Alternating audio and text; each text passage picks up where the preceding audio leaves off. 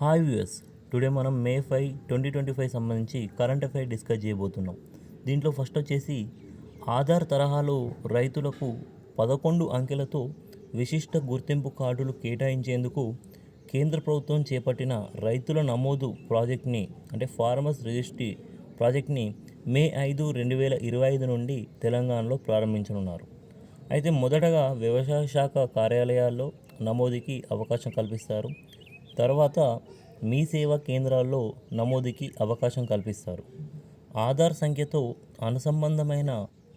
అనుసంధానమైన పట్టాదారు పాస్ పుస్తకంతో భూ యాజమాన్య వివరాల నమోదు ద్వారా రైతుకు గుర్తింపు కార్డును కేటాయిస్తారు.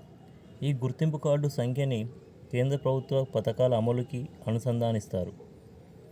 అగ్రిస్టాక్ తెలంగాణ ఫార్మర్స్ రిజిస్ట్రీ పేరుతో ఈ కార్యక్రమం చేపట్టనున్నారు.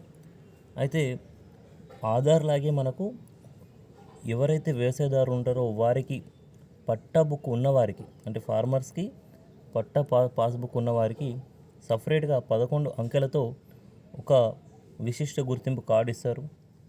అయితే ఇది ఆధార్ కార్డు లాగానన్నమాట. ఆధార్ కార్డు లాగానే ఈ పాస్ పుస్తకం ఉన్నవారికి ఒక సపరేట్ వాళ్ళ ఫోన్ నెంబర్ వాళ్ళు పోయి నమోదు చేసుకుంటే ఎన్రోల్ అయినప్పుడు వాళ్ళకు ఒక ఓటీపీ వస్తుంది. ఓటీపీ చెప్పినప్పుడు వాళ్ళకి సపరేట్ ఆధార్ కార్డు లాగా ఒక నెంబర్ వస్తుంది. ఆ నెంబరే ఈ ఫార్మర్స్ రిజిస్ట్రీ ప్రాజెక్ట్ సంబంధించిన నెంబర్ అన్నమాట.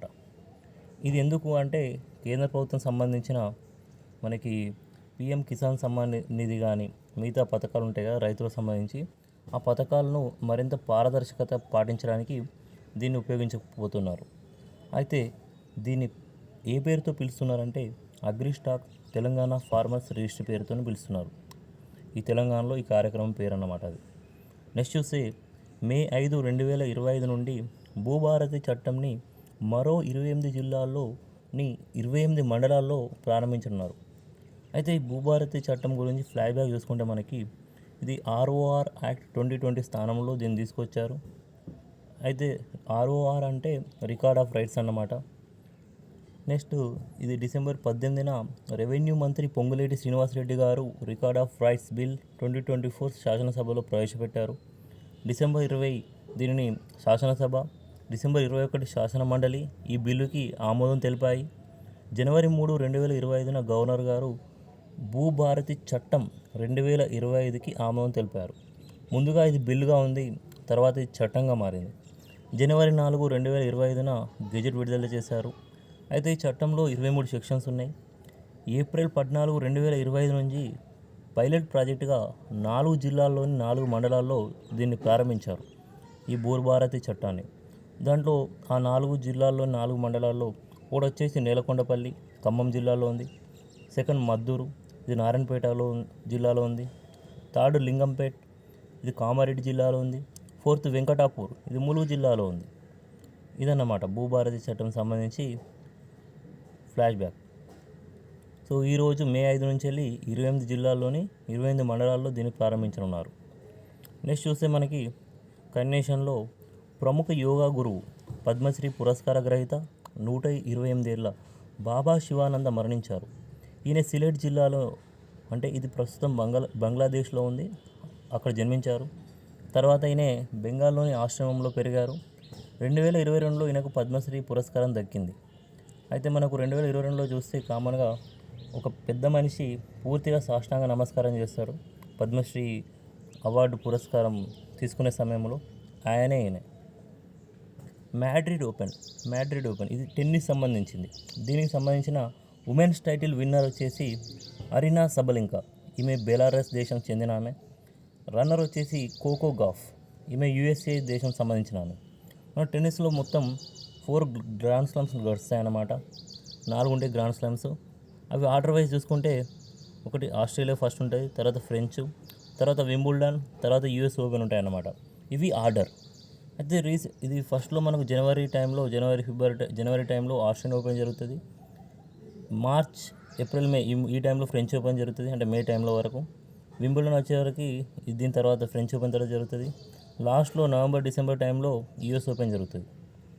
సో నెక్స్ట్ చూసుకుంటే రీసెంట్గా మనకు జనవరిలో జరిగిన ఆస్ట్రేలియన్ ఓపెన్ విన్నర్ వచ్చేసి మెన్స్లో అయితే జానిక్ సిన్నర్, ఈయన ఇటలీ దేశం చెందిన ఆయన. రన్నర్ వచ్చేసి అలెగ్జాండర్ జెరేవ్, ఈయనే జర్మనీ దేశం చెందిన ఆయన. ఉమెన్స్లో విన్నర్ వచ్చేసి మ్యాడిసన్ కీస్, ఈమె యుఎస్ఏ దేశం చెందిన ఆమె. రన్నర్ వచ్చేసి అరీనా సబలెంకా, బెలారస్ దేశం. సో ఇక్కడ మనకి ఈ 3 గ్రాండ్ స్లామ్ సంబంధించి అంటే ఓపెన్లో సంబంధించి men's winner and women's winner, అలాగే రన్నర్స్ కూడా తెలుసుకుంటే మనకు ఎగ్జామ్లో ఒక బిట్ వచ్చే ఛాన్స్ ఉంటుంది.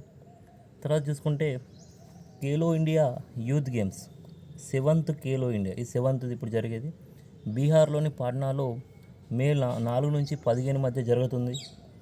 దీంట్లో 27 మెడల్ స్పోర్ట్స్ సంబంధించి స్పోర్ట్స్ జరగనున్నాయి. దీనిని పిఎం మోడీ గారు వీడియో కాన్ఫరెన్స్ ద్వారా ప్రారంభించారు. అయితే దీనికి ముందు జరిగిన 6th Khelo India youth games వచ్చేసి మనకి జనవరి 2024 జనవరి 19 నుంచి 31 మధ్యలో తమిళనాడులో జరిగాయి. ఇది 6th. నెక్స్ట్ వచ్చేసి మనకి Khelo India youth games are part of Khelo India programme. ఇవి ఎప్పుడు లాంచ్ అయినాయి అంటే ఖేలో ఇండియా యూత్ గేమ్స్ అనేవి అక్టోబర్ 14, 2017 రోజు లాంచ్ చేశారు. అయితే ప్రీవియస్లీ వీటి పేరు ఏంటంటే ఖేలో ఇండియా స్కూల్ గేమ్స్గా పిలిచేవాళ్ళు. అంతకుముందు వీటిని ఖేలో ఇండియా స్కూల్ గేమ్స్గా పిలిచేవారు. ప్రజెంట్ ఖేలో ఇండియా యూత్ గేమ్స్గా పిలుస్తున్నారు. నెక్స్ట్ చూసుకుంటే 14 గంటల 54 నిమిషాల పాటు ప్రెస్ కాన్ఫరెన్స్ నిర్వహించి రికార్డు సృష్టించిన మాల్దీవ్స్ ప్రెసిడెంట్ మొహమ్మద్ ముయిజ్, ఈయన 14 గంటల 54 నిమిషాల పాటు ప్రెస్ కాన్ఫరెన్స్ నిర్వహించాడు. ఈయన మాల్దీవ్స్ అధ్యక్షుడు. ఈయన కంటే ముందు ఈ రికార్డు ఎవరిపై పేరు మీద ఉండేదంటే ఉక్రెయిన్ అధ్యక్షుడి పేరు మీద ఉండేది, జెలెన్స్కీ పేరు మీద ఉండేది. ఇప్పుడు ఆయనను దాటి ఈయన రికార్డు సృష్టించిండు Maldive president Mohamed Muizzu. Thank you. నా ఎక్స్ప్లెనేషన్ నచ్చినట్టయితే లైక్ చేయగలరు, సబ్స్క్రైబ్ చేసుకోగలరు.